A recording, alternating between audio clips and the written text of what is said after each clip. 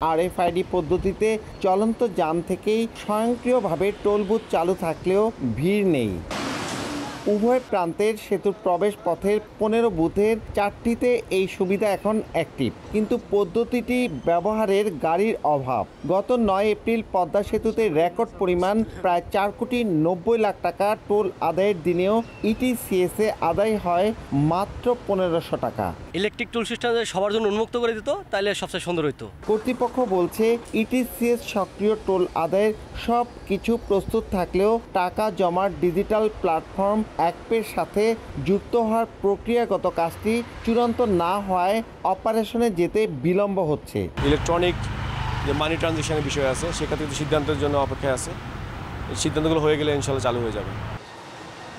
পদ্মা সেতুতে electric toll collection system পরীক্ষামূলক চালুর 9 মাসেও পূর্ণাঙ্গরূপে চালু করা যায়নি।